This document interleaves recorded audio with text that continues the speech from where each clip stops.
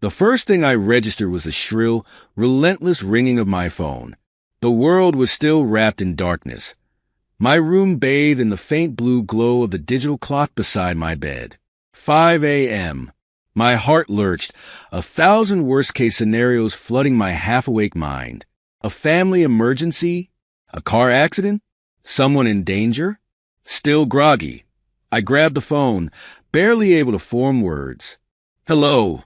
A chipper, all too familiar voice shattered my last hopes that this was a call worth answering. Hey there, neighbor. I need your garage keys.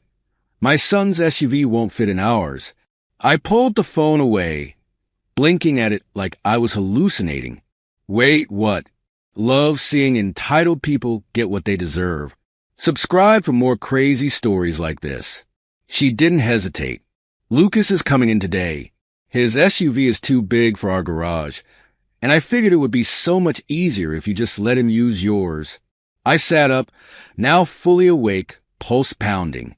Karen, I said slowly, it's my garage. There was a pause, just long enough for me to wonder she was about to laugh and tell me she was joking. But no. Instead, she huffed like I was the one being unreasonable. Right? And you only have one car, right? Your driveway's empty half the time. We can swap. Park your car in my garage instead. That way, Lucas's SUV stays safe. I rubbed my temples, disbelief washing over me in waves. Are you asking me to move my car into your garage, on your property, so your son can have mine? Oh, don't make it sound so complicated, she scoffed. I'll even give you a copy of my house key, so you can get to your car when you need it. I stared at the wall, mouth slightly open. Did she just offer to let me use my own car as long as I got her permission first? Karen, that's not happening. Her tone turned clipped. I don't see why you're making this such a thing. This is what good neighbors do. You know, helping each other. Oh. She was playing that game. I swung my legs over the side of the bed, trying to shake off the sleep still clinging to me. Karen, we're not friends. We don't even talk. Well, we're talking now, she chirped. And I really need this favor. A favor? No. A favor is watching someone's cat for a weekend. A favor is grabbing someone's mail while they're on vacation. A favor is not handing over your garage keys at 5 a.m. because your entitled neighbor thinks she's owed access to your property. Karen, I said through clenched teeth, my answer is no. Lucas can park in the street like everyone else. The silence stretched for an uncomfortable beat. Then she let out a dramatic sigh. Wow, I didn't realize you were one of those people. That snapped something inside me. One of those people? You called me at 5 a.m. to demand my property, and I'm the problem. I'm just saying, she said airily, that I'd do the same for you. I let out a short, humorless laugh. No, Karen, you wouldn't. She made a sound of exasperation. You know what? Forget it. I'll figure something out since you can't be bothered. She hung up on me. I stared at my phone, stunned. Did that just happen? As my brain slowly processed the insanity I had just experienced, I set the phone down and dragged myself to the kitchen, my body now flooded with equal parts exhaustion and frustration. I made coffee on autopilot, replaying the conversation in my head, half waiting for a follow-up text saying, "Just kidding. Hope I didn't wake you." It never came. Instead, I spent the next hour staring out the window, gripping my coffee like it was the only thing keeping me from losing my mind. I knew Karen was pushy. Everyone in the neighborhood did. But this was another level entirely. A creeping unease settled into my bones. If she had the audacity to call me before sunrise and act like my garage was hers for the taking, this wasn't over. By the time the sun had fully risen, I had almost convinced myself that Karen would drop the whole thing. Surely, after getting a flat no, she would realize how ridiculous her request was and move on. I was wrong. At noon, as I was finishing my second cup of coffee on the back porch, my phone buzzed. A message from Karen. I'm serious about the arrangement we discussed this morning. My son arrives tomorrow. I expect you to bring a copy of your keys. I stared at the screen, rereading the message in disbelief. She expects me to? The sheer audacity made my blood simmer. I took a deep breath, keeping my response short but firm. I am not comfortable lending my keys. My property is private. Please respect that. I hit send, placed my phone face down on the table, and exhaled. That should end it. 15 minutes later, there was a knock at my front door. I sighed, already knowing who it was. When I opened the door, Karen stood there, smiling like we were old friends, and beside her was a tall, broad-shouldered young man, her son Lucas. "Hello, neighbor," she said, overly sweet. "I wanted to introduce my son, since you'll be seeing each other this week. Lucas, meet our lovely neighbor." Lucas gave me a polite nod. "Nice to meet you." Karen's eyes practically twinkled with triumph. "Since we're all getting along so well, let's resolve this little garage situation, shall we?" I bit my tongue, keeping my expression neutral. "Karen, I already told you, I'm not comfortable with that." Her smile faltered. "Oh, come on. It's just a garage. You barely use it, and Lucas's SUV is huge. You can park on the street," I said plainly, "or rearrange your garage."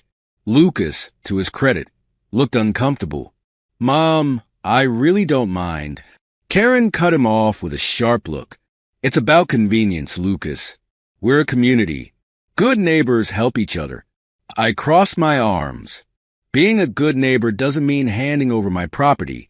For the first time, her pleasant mask cracked. "Wow," she muttered, shaking her head. "I guess some people just don't understand kindness." Lucas looked like he wanted the ground to swallow him.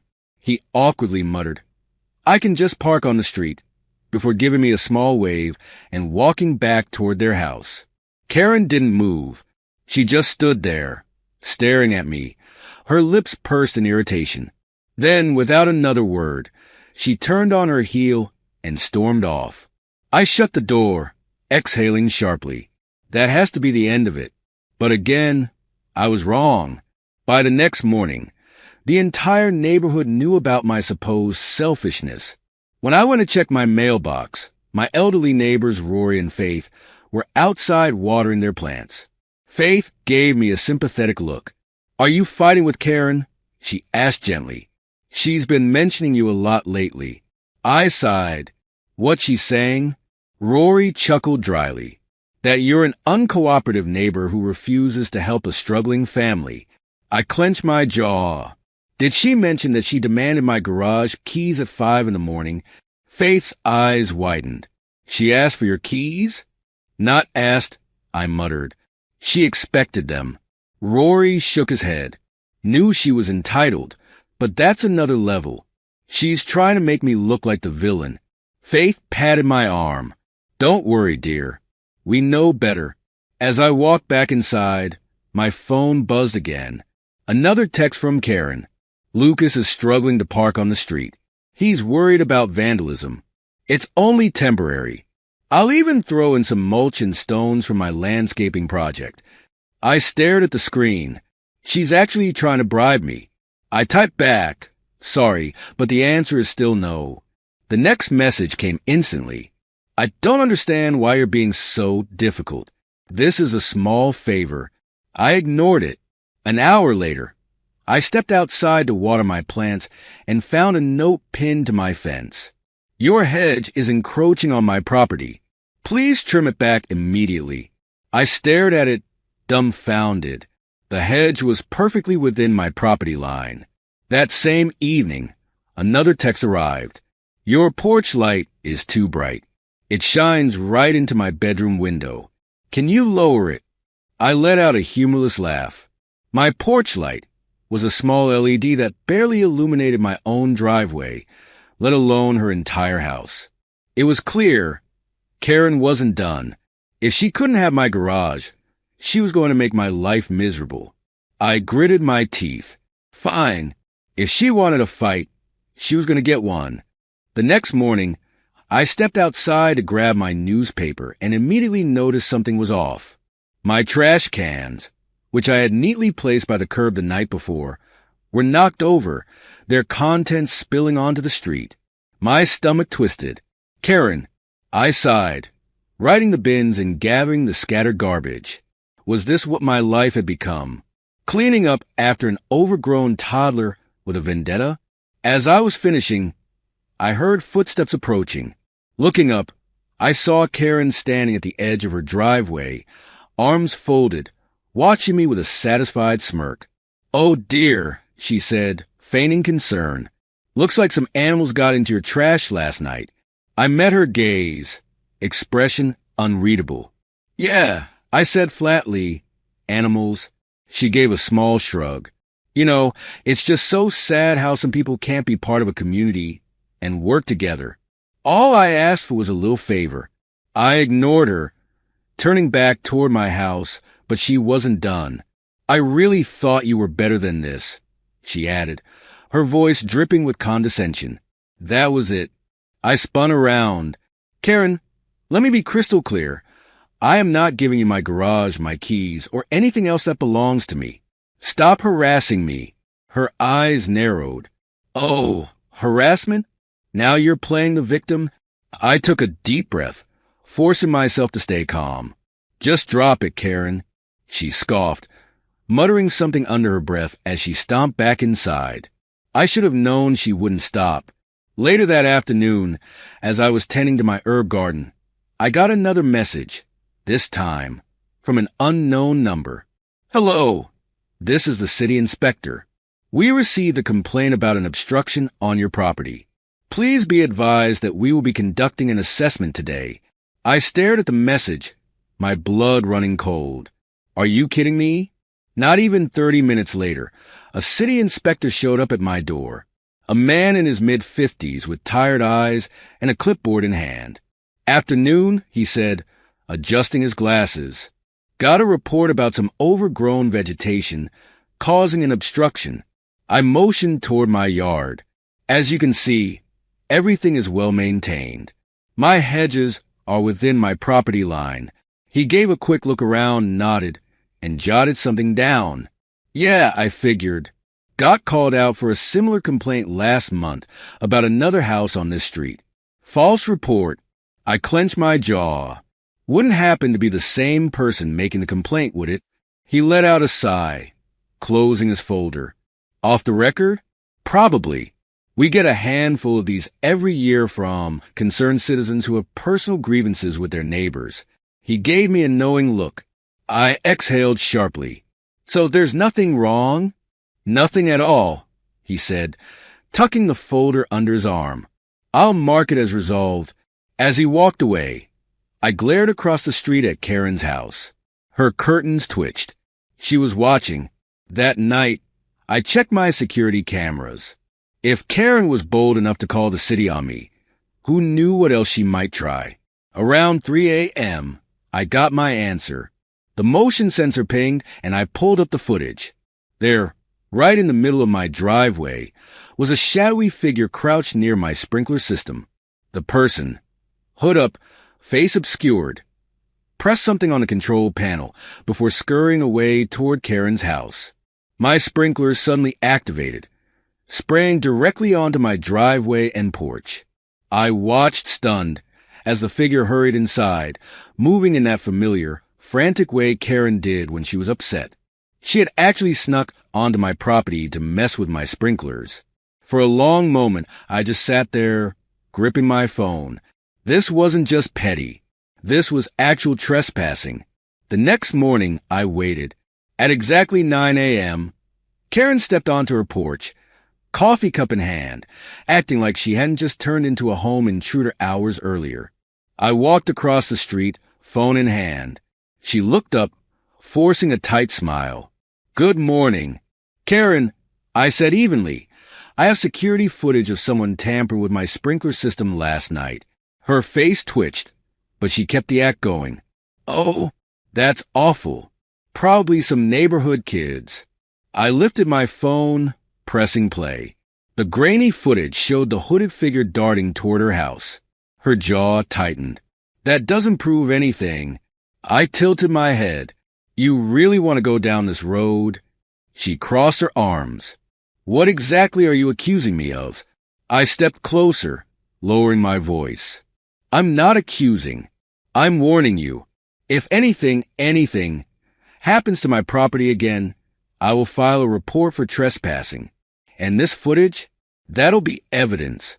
Her nostrils flared, but she said nothing. Let this go, Karen, I said quietly. It's over. For the first time since this started, she looked unsure. I turned, walking away, hoping, praying that she'd finally gotten the message. But something told me she wasn't finished yet. The uneasy peace didn't last long. For a few days, things seemed almost normal. No passive-aggressive texts, no new complaints, no mysteriously overturned trash cans. I started to think maybe, just maybe, Karen had finally realized she wasn't going to win this. Then, on a quiet Thursday afternoon, an envelope appeared in my mailbox. It was typed and signed and clearly meant to sound official. Your refusal to cooperate with your neighbors has been noted. You are required to attend a community betterment meeting to discuss your behavior and how to be a more supportive resident.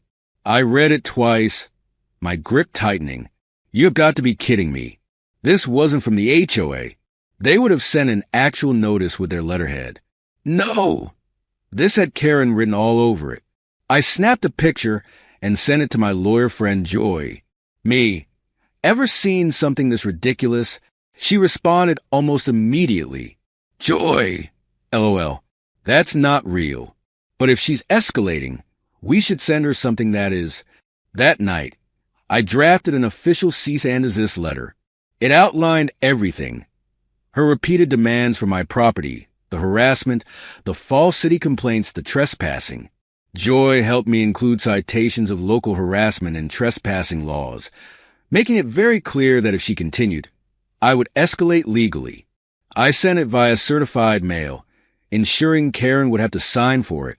2 days later, my doorbell rang. I opened it to find Karen standing there, clutching the letter in one hand.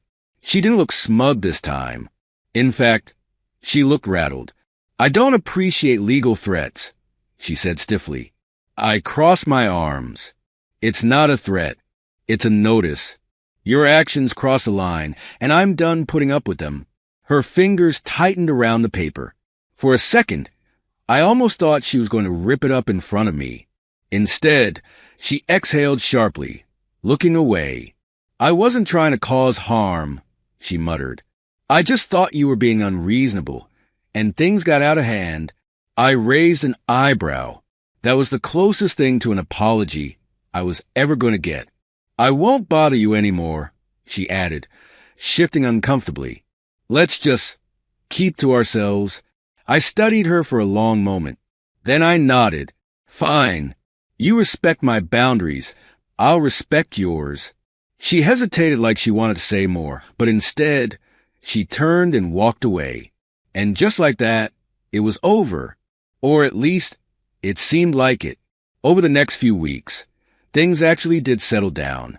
The strange note stopped. The petty complaints ceased. She stopped glaring at me from across the street, like I had personally wronged her by existing. One afternoon, Rory and Faith stopped by while I was outside tending to my garden. So, Rory said, leaning on his cane, we heard Karen's been quiet lately. Faith grinned. Did you finally scare her off? I smirked. Let's just say she got a very official reminder about property laws. Rory chuckled. Well, whatever you did, the whole neighborhood thanks you. She's been a nightmare for years. I exhaled, shaking my head. I should have pushed back sooner. Faith patted my arm. Some people only stop when they realize they can't bully their way through life. That evening, I sat on my porch, enjoying the rare, peaceful moment.